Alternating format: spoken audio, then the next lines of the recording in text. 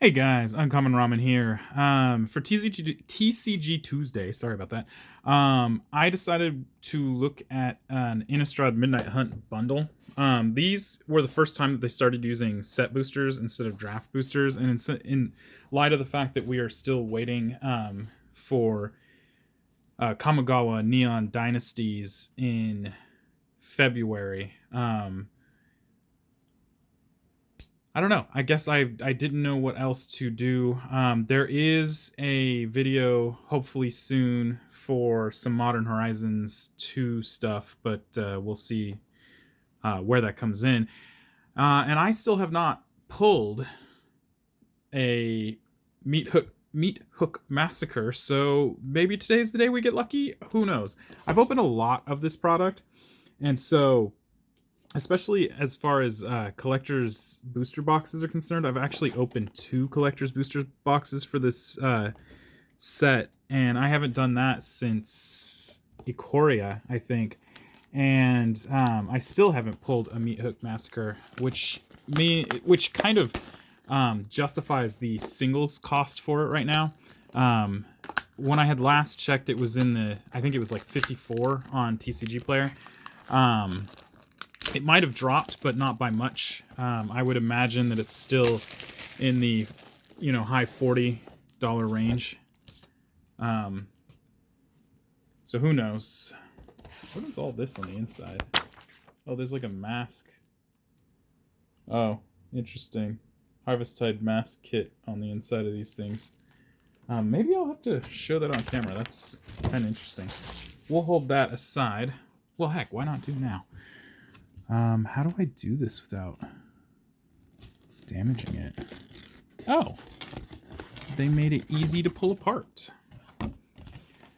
So, inside of the bundles, it has this little mask kit thing. I had no idea. And then it shows you all the different... it shows you the combinations that you could use if you so choose. Interesting.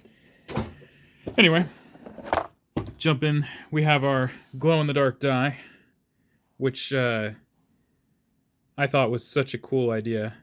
And it's one of the jumbo size, so this one's much larger than their typical ones. And then we have our land pack. Good old land pack. These guys don't get opened. I just put those aside. And then we have our foil land pack with our Trisky Decaphile. Trisky Decaphile card. And the rest of these are going to be foil lands. Not full art. So, again, we don't open those. It is what it is. Trisky Decaphile is not super expensive right now. All right.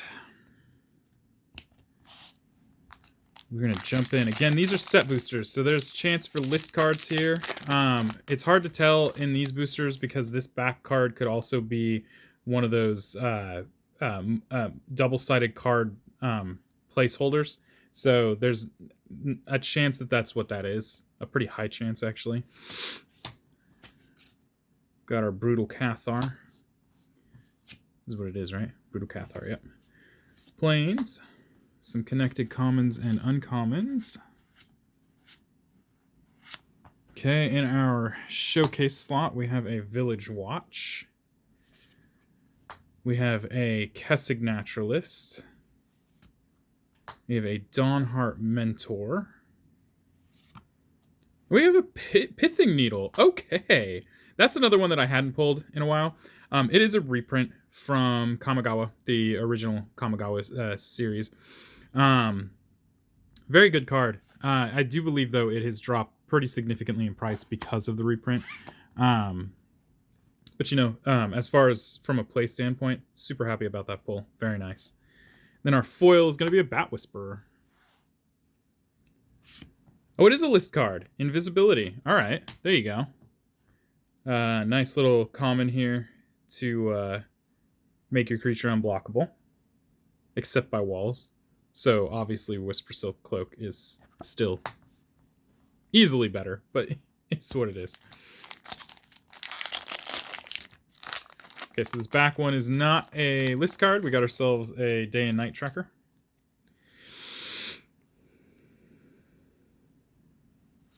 Okay, we got our art card. This was Gisa. Mountain. Got ourselves some commons and uncommons here.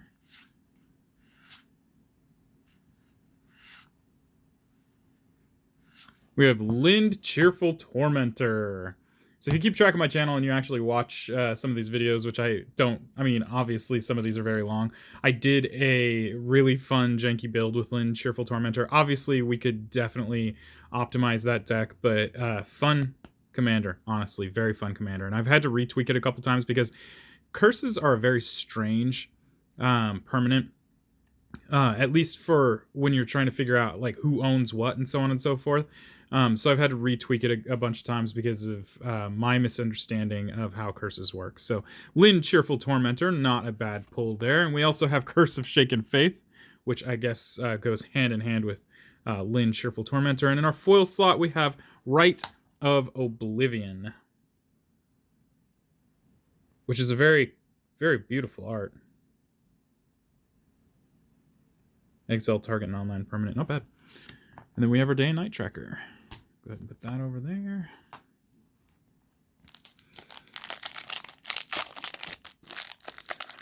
Another possible list card, although, like I said, it's difficult to tell. All right. This one was what? Hedgewitch's Mask.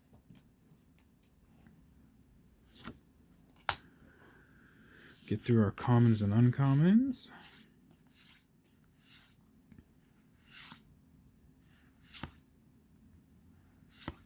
Okay, we got Tovalar's Huntmaster. When the set first released, this guy was pretty expensive. I don't know if this has dropped in price recently, but I imagine it has. Still a very good card. Very solid werewolf there. And then behind that, we have Might of the Old Ways. Our foil. And then behind that, we have, yeah, that's what I thought, which is fine.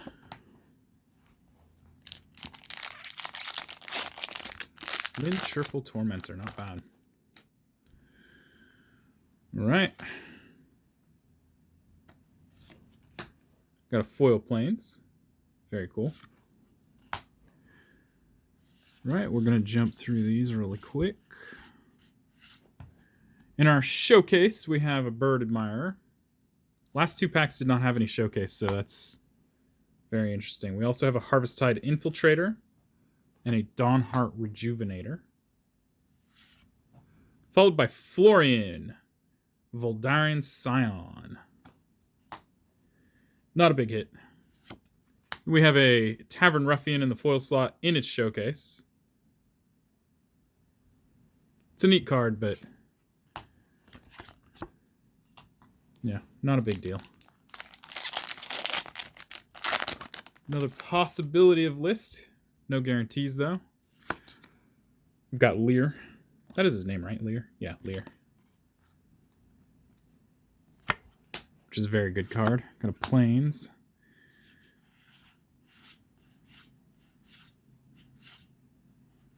Okay, we have a Baneblade Scoundrel in the showcase slot. Followed by a Harvesttide Infiltrator. Triskaidekaphile. And this is why I don't care that this comes with Triskaidekaphile, because it's not that hard to get. And to be honest with you, both the arts are pretty interesting. I do like this one better. But Triskaidekaphile, there you go. In our foil slot, we have Haunted Ridge. Nice. I don't remember which one of these is the more expensive one, but it's nice to see a nice foil one of these guys. Next up, oh, it is. Okay, so we had another list card. It's the Belfry Spirit. Nothing too fantastical there.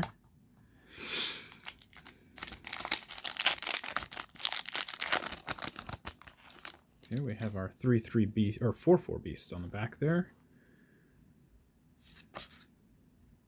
Some neat art. A very nice island. Some commons and uncommons. Then we got ourselves a Tireless Hauler in the showcase slot. Burly Breaker.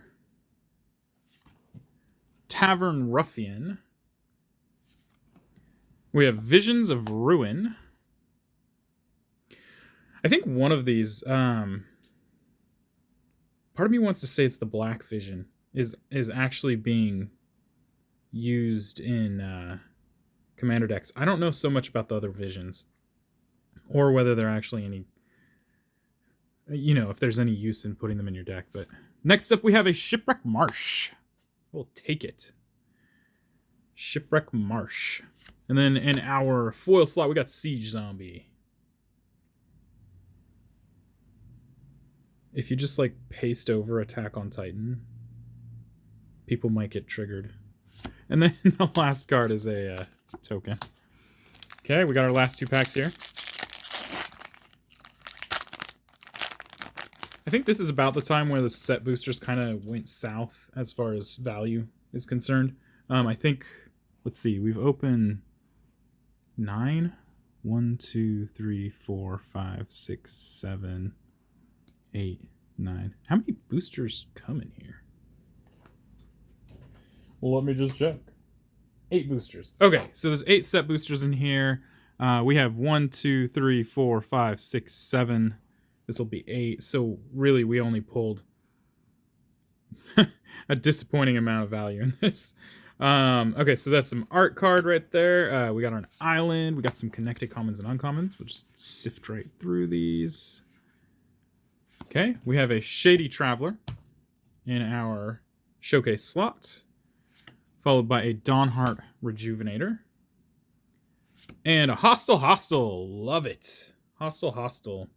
This one is a mythic. Let me just double check here. Aside from the Lind Cheerful Tormentor, which is a commander mythic, we have our first mythic pull for standard. Hostile, and not a bad one. Although, I think this is seeing more play outside of standard than it is actually in standard. So we got ourselves a Pestilent Wolf in our foil slot, and then the very back card is a Day and Night counter. Token, whatever you want to call it. Last pack.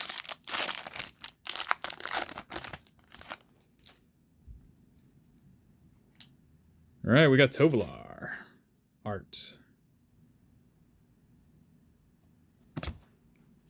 Tovalar Forest. I was actually surprised at how easy Tovalar is to pull. I think I ended up with, after opening all the product that I opened, 5 Tovalars. Okay, we got ourselves a Dawnheart Wardens in the showcase slot, followed by Avacyn's Memorial as a Commander Mythic. So we had 2 Commander Mythics in here. One standard mythic.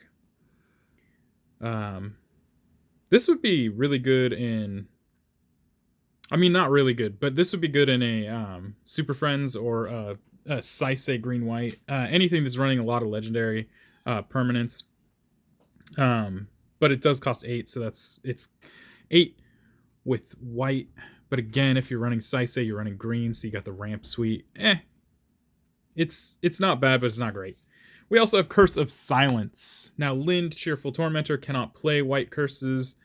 So, despite this one being decent, you can't really use it. And then in our foil slot, we got Famished Foragers. And then finally, we have our token. Oh, that was just a trash card. No token or anything. All right, guys.